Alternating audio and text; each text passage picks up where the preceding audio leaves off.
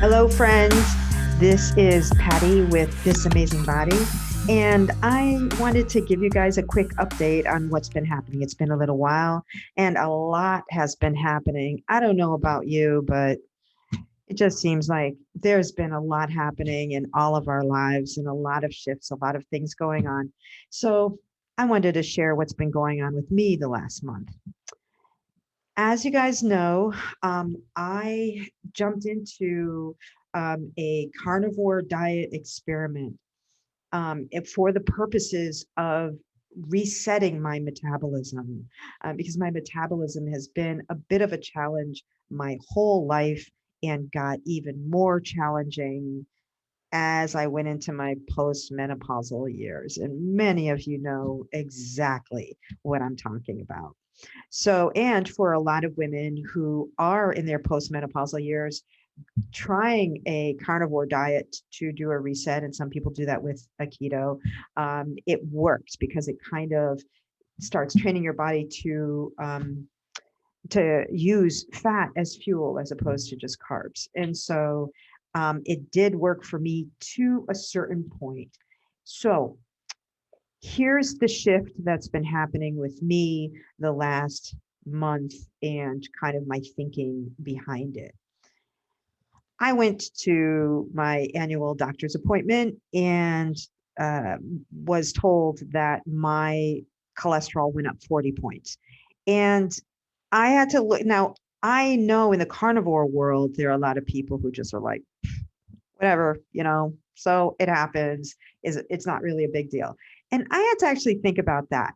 Like for me personally, is it a big deal that my cholesterol went up that high? And I had to kind of honestly say that I get what they say in the carnivore world, and I do believe that the cholesterol question is sometimes misdirected and or misunderstood. Or I think there are because it's so everyone wants to put you on statins, and it's kind of driven by like so many things in our world, in our health world. It's driven by pharmaceutical companies and this whole way of thinking about how every problem or every issue can be solved by pharmaceuticals. And is it really an issue in the first place? Is cholesterol really an issue? So one of the things about my family is that cholesterol tends to run kind of high, given my genetic background. It tends to run kind of high, so it's normally a little high, and so I took that into consideration. I also had to consider that I am AB. My blood type is AB, and we do have a tendency as AB blood types toward cardiovascular concerns. So I also needed to take that into consideration. I needed to take in consideration that my age and how much I was actually going. I actually am able to exercise. All of these kinds of things. And so, I mean, and let me just be clear, I'm never going on statins. I don't care. I will never do that. So that is not a solution for me at all. So I decided that I didn't want to just ignore it and say, this isn't really a big deal. I don't have to worry about this. And I knew that it had to do with some of the things that I was doing, obviously, in my diet. Now, a whole lot of other things, like all my other numbers were great. Like all of my other numbers were great.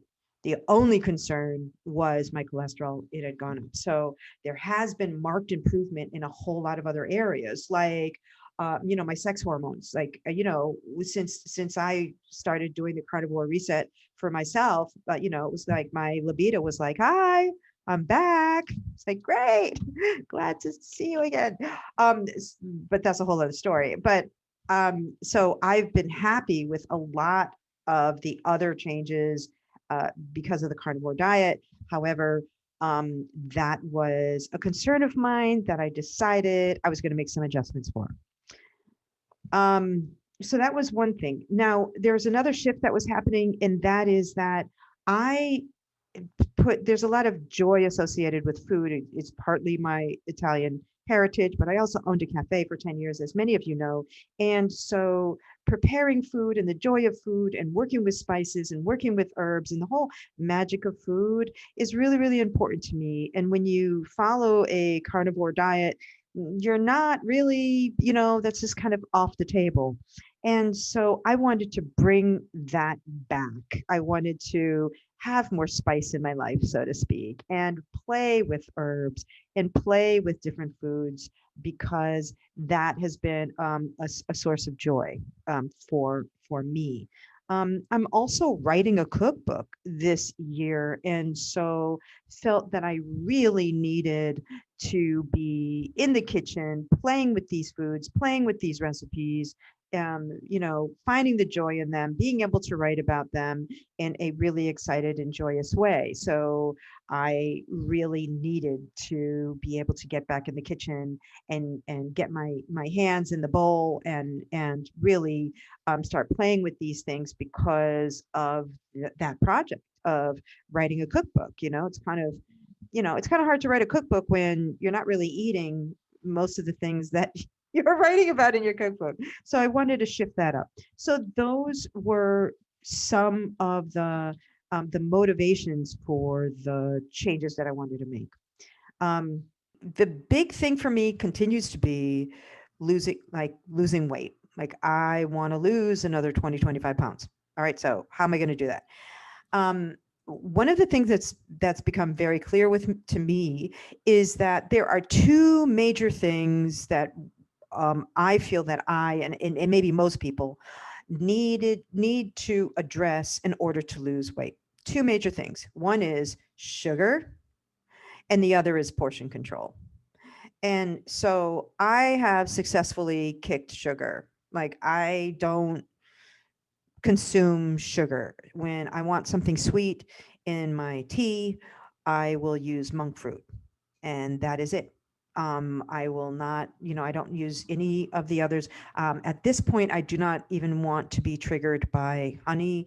I just want to be off the sugar, and that has been huge for me.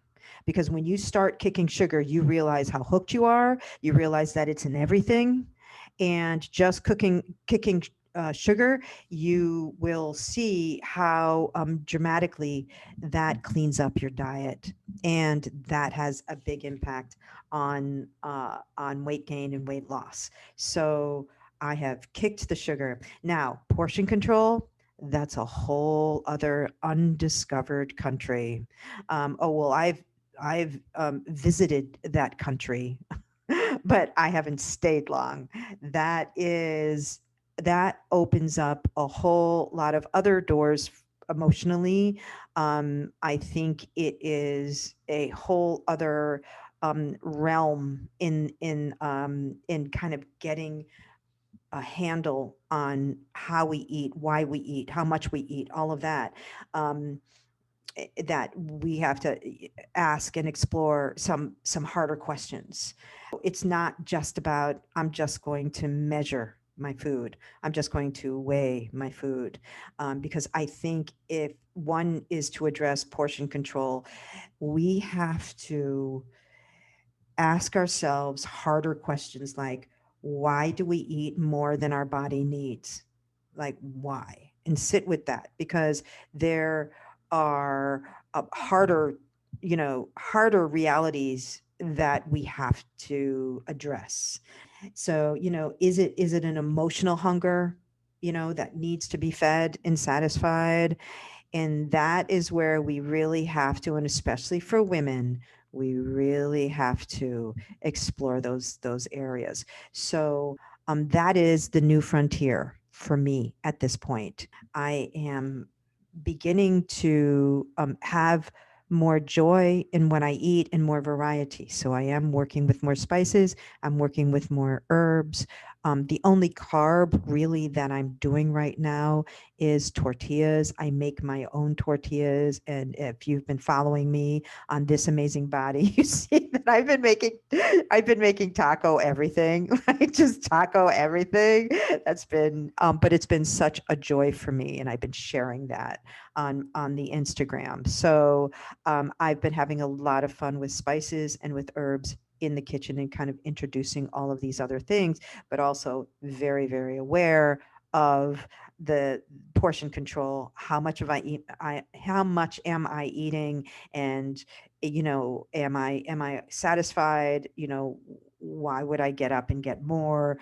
Those kinds of questions that I think we really need to look at if we're going to address portion control. I think that it's kind of a form of denial when I say, I don't understand because I eat the same thing they eat and I gain weight.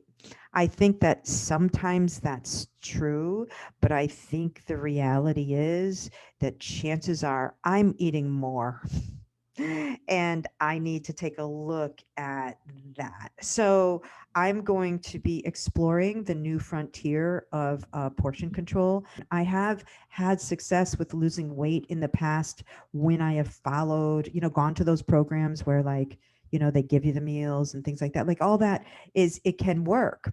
But unless you're addressing the emotional connection to eating and food, you'll lose that weight just like I did. I've lost weight on those programs. I was successful on those programs. I paid a lot of money to be on those programs, but it didn't stick because I hadn't dealt with the underlying issues of why I eat more than my body needs. And so that is where I'm heading next. And so those are the kinds of things that I'm going to be sharing with you. I really do think that this is important. This is not an anti-body positive kind of move for me. I am earnestly on a journey towards optimal health in my postmenopausal years. And I know that the extra weight that we carry into this time of our lives is more of a liability for our health.